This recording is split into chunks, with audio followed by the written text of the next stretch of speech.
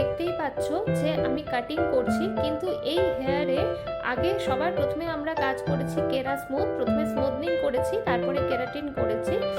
আর এই হেয়ারটা কিন্তু আগের যে কন্ডিশন ছিল ভীষণ ড্রাই ড্যামেজ হেয়ার ছিল, আর কালারের জায়গাগুলো প্রচুর স্প্লিটেড ছিল।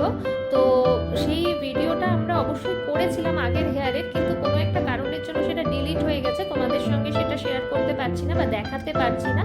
তো পরের যে কাজটা সেটাই দেখাচ্ছি।